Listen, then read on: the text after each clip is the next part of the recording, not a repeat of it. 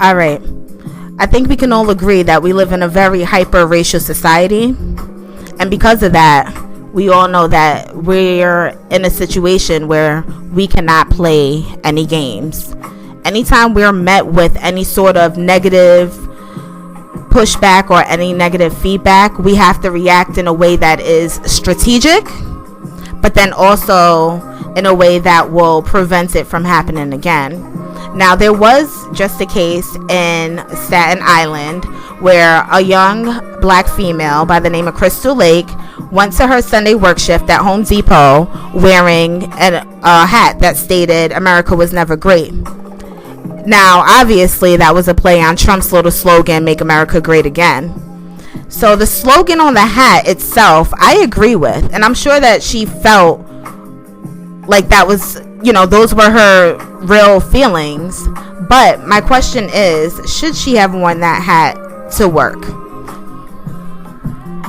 I would have advised her not to do it, just because black people, we don't have the leeway that those in dominant society have. We just don't. And I don't think you should really engage in politics at work unless you're getting completely disrespected. Understand that Trump is racist, and he just said multiple racist comments about black people, and I understand why somebody would be upset with seeing that.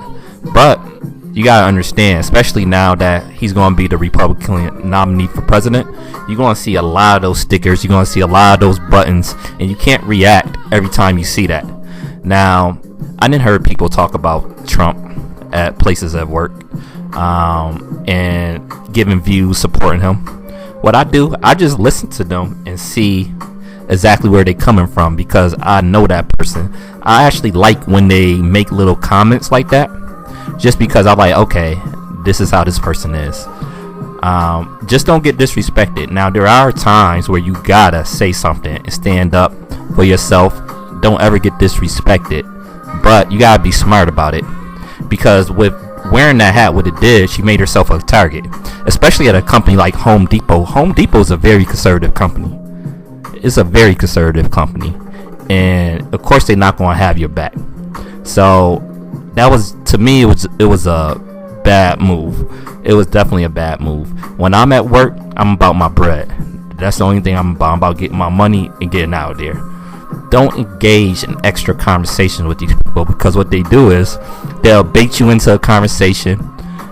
They'll say little slick stuff. You'll get upset. You react emotionally, and they go to human resources, about you. They'll go to human resources, and then your job is in jeopardy. It's just the way it is. That's why I'm pushing for us to have our own institutions, our own businesses, because when you work in that, white dominated place, a lot of stuff like this will happen. It just is what it is. Now, I agree with you, and I'm not saying anything to try to bash the sister, because what she did was very courageous.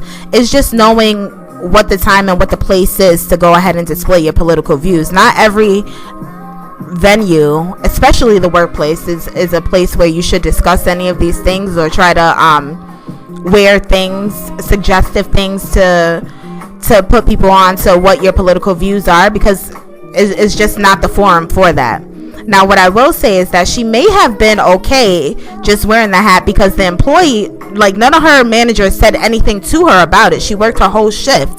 The only reason why this story has gotten any exposure is because there was a customer who took a photo of her and posted that photo on his social media pages, and the photo went viral. And because of that, now we're sitting here discussing the bigger, this story, and we're talking about it in a bigger way. Now, it's just so crazy because, for her, I feel like this. She had three options, because she said that one of the reasons why she wore the hat was because she saw a lot of her co-workers wearing "Vote for Trump" pins on their uniform. So she either had, like I said, she had three options. She could have done nothing when she saw those things. She could have went to her management or human resources to go ahead and discuss this and let them know, okay, I know that this is not something that we should do, but I do see this quite often, and it is offensive because, yeah, obviously at that point, human resources will have to handle it. Or she could, number 3, do what she did, which was, okay, maybe I won't get into a vocal altercation with these people and tell them themselves, like, okay, I feel some type of way, or you shouldn't wear that. I'm not going to do that. I'm just going to go ahead. They want to wear their pins. I'm going to wear my slogan hat. Kind of a tit for tat, but in a non-verbal but very loud and apparent type of way. But what would you have done if you were her? Well, I have done certain things before. Like, I'll go straight up to the person and be like, hey, because most jobs have a policy of not discussing religion and politics in the workplace. What I have done in the past, I will go straight to the person and be like, hey, we're not supposed to be discussing these topics at work. Please don't discuss this around me, because I do not want to hear it. I don't want to engage in this type of debate. I don't need to know your political view. You don't need to know mine. And let's keep it pushing. And believe it or not, most of the time that have worked for me, because they know that I'm in the right, and it is in the policy of most workplace not to discuss controversial issues like that. So that's what I would have done. What about you? See, that's a tough one, because for me, I would definitely feel some sort of way if I saw, because it's more than just expressing your political viewpoints, because Donald Trump, he's in a whole nother realm of his own. I'm on some shit like, if you're a Donald Trump supporter, then I know deep down inside that you hate me. You understand? And if it's a situation like that, it's a tough call to see how I would react, because obviously I would be very offended. It would make me know where those people stand, so I would be grateful for that. Because a lot of people, they're very covert with their feelings when it comes to race. Everyone claims not to be a racist, but it's like they're the epitome of racism, or the epitome of a racist, but they just don't want that racist label. You understand? So it's crazy. But I guess for me, what I would have done was probably something maybe along the lines of you, Sewell, had a conversation to let them know, okay, this is not okay. I don't feel comfortable. I don't think that this is something that you should display. But it depends, because if in this situation she's a young lady, 22 years old, young lady, I don't know how comfortable she would have been approaching several of her co-workers to have this type of discussion. And you know that all it would take is for them to say the wrong thing and you pop off, and then all of a sudden, because you reacted in such a negative way, then you're the one in the wrong. You understand? So that's a real tough one for me. I'm not quite sure how I would have handled it. Yeah, I hear you, but I never have a problem backing down white supremacists. I check them all the time, especially when I was younger. When I was younger, I would actually hope they'd say something wrong so I could check them immediately. But now I'm just like, okay, what's the point? I'm not going to change their mind. So engaging in this could actually bring about me losing a little bit of bread if you're in the workplace. Like, sometimes it get out of line. For example, I'll tell you this one story. I had this guy, he was just talking, and he said the NAACP was just as bad as the KKK. Now, that went way too far, so I had to check him immediately. I was like, first of all, how many people have the NAACP ever killed? And of course he couldn't say nothing. I just gave him the business, and then after I gave him the business, I told him, we're not supposed to be talking about stuff like this at work anyway. So I would advise you not to do that. And because we could go to human resources and have a conversation about this and see which one of us is in the right, whether we're supposed to be talking about these type of issues at work anyway. And he immediately backed down. Immediately. Like, there's ways to go about it. And I actually feel for the young lady, because I feel her, because anybody that I see that is a Trump supporter, I'll automatically assume you're a white supremacist. That's the way I'm looking at it, because he's a out and out racist. There's no way to get around it. He's a pure white supremacist. So it is what it is. But you're gonna see a lot of that now because he's the Republican nominee. So as I was saying earlier, if you go around and react for every person that you see that's a Trump supporter, you might have some long days, especially depending where you work at, because some of us work out in the burbs, some of us work out in the boondocks. It just depends on where you work out. You might see that all day, constantly. Like I said, don't ever take out and out disrespect. I know there's an argument that if somebody wearing a Trump hat or a Trump shirt around you or button, whatever it is, that you could consider that disrespect because he is a racist. But at the same time, you gotta think long term. You gotta think long term about this. What you like? Is it worth you losing your job? Now, if you don't have a problem losing your job, if you got enough income, you got some money saved up, and you just say, okay, this is worth for me, go ahead by all means. But if you need that bread for the time period, I'll advise you to do what I just said. Like, don't ignore it. You don't have to ignore it. Don't take the disrespect, but don't come out with shirts and hats and stuff like that, because as I said before, we just don't get the same leeway. We don't, and that'll be my advice to the young lady. Yeah, and I'm just going to wrap up by saying that Crystal Lake, you are courageous for what you've done. I'm not in no way, shape, or form trying to diminish your act of courage, because I don't know too many people who would try to stand up in a way that you have. I would just say that, it would just have to be like think of a more strategic way on how to deal with it. But I can understand what you're saying. If you see your coworkers come in a certain way, you're going to try to do the same thing. But like Sue was saying earlier, we're not governed by the same rules. We're not governed by the same law. We're not governed by the same standard of anything. So just be smart, and just be smart about the way that you go about these things. Sue? Yeah, that's why we push start owning your own businesses. Let's start getting black economics going. Also, before we wrap up, it was a similar incident at West Point. There was 16 black cadets.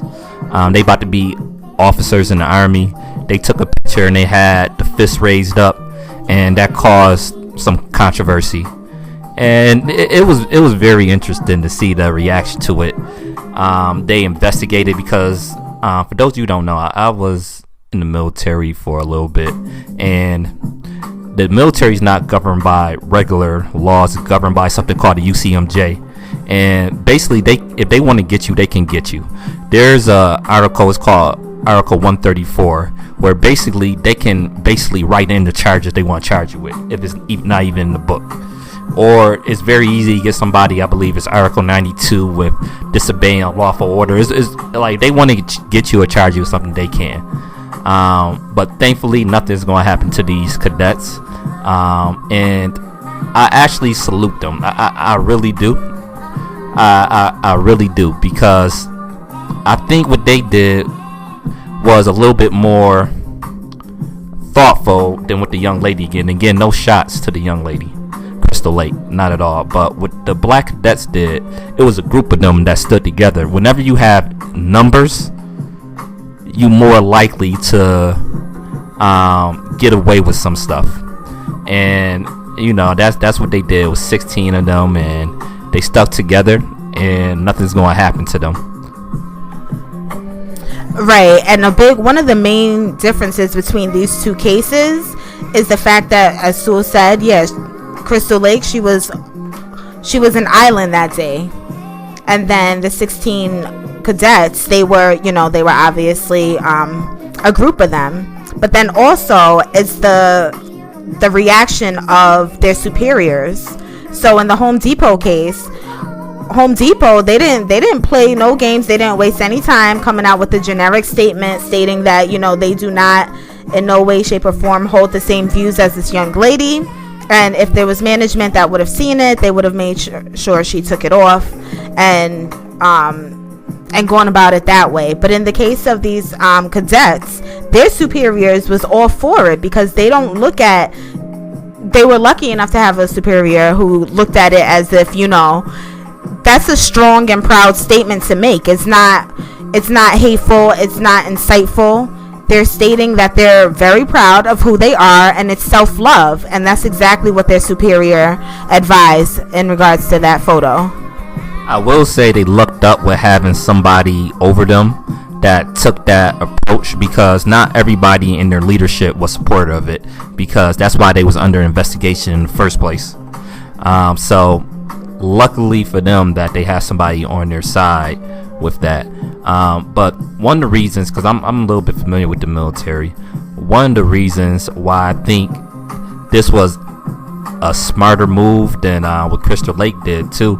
You have people in the military all the time that rock Confederate flags. They have Confederate flags on their cars. They have Confederate flags shirts. They have Confederate flags in their dormitories. So if the military let people get away with that, they can obviously just say, hey, this not even a flag, it's just a picture, there's nothing racist about it, just unity, because that's what the excuse that the people that have Confederate flags say, right? They say it's about Southern pride. Oh no, it's not racist. So if they letting them do that, I think these cadets had an argument that, hey, we can do that, we can do what we did, and they actually have evidence to back it up. So I think it was a good strategic move right there. Right, and I'm just going to wrap up by saying that I think it's important for you to think about not only your intentions, because your intentions could be 100% pure, but it's the way that that other people will perceive it. And that's where the issues may come into play. And I'm going to wrap it up with one last story, because the first story I told about the NAACP and the KKK, that was in the military. I checked him. He was a higher ranking individual to me too, and I still checked him. I'm going to tell you one more time I had to check somebody in the military with little slick racial comments. It was this female airman. That's what we called him in the Air Force. This female airman, she was carpooling because we was in some type of training. Anyway, I don't even want to get into that. But anyway, she was carpooling with somebody of higher rank, and this person would say little slick, little racial comments like, a new song come on, she'll ask her about it, just like, and that's a mild example, but she started saying like a lot of stuff is ghetto and like talking to her a little different, and she came to me because I was higher ranking than her. The individual that was doing it was higher ranking than me, but she came to me and was like, hey, I'm getting uncomfortable with this, and I was like, I'll talk to her. So what I did, I went to this individual and I said that, hey, you making some comments, you making this person uncomfortable, and we're not supposed to be talking about this type of stuff at work. Then she went into victim mode. She started crying and all that other stuff. But because I kept it so professional, I didn't yell at her. I didn't get personal. I kept it officially with the rules. Even though she went on to cry and play in the victim mode, nothing happened to me because I was in the right. And she know we're not supposed to be saying little stuff like that, because the military has something called MEO, where you go there, it's for like racially insensitive comments, sexist comments, like a whole bunch of all that type of stuff. So she knew I was in the right, so she couldn't say anything. That's the thing you gotta do. You gotta know the rules. And once you know the rules, you can easily check them, because a lot of these white supremacists is not really that smart. They really not. But they just got all the advantages in their favor. But once we start learning the books and not react to everything emotionally, that's the key. Because I don't want anybody to not understand what I'm saying. Don't take any disrespect, but just know the rules, know the company you at, and fight it in an effective way, because too often we react off of emotion. I think anytime in life, not just with this incident, anytime in life you react off of pure emotion, it's probably not going to be the best decision. So just think about what you're doing and fight it in the right way. And I'm wrapping up with that. Peace, y'all.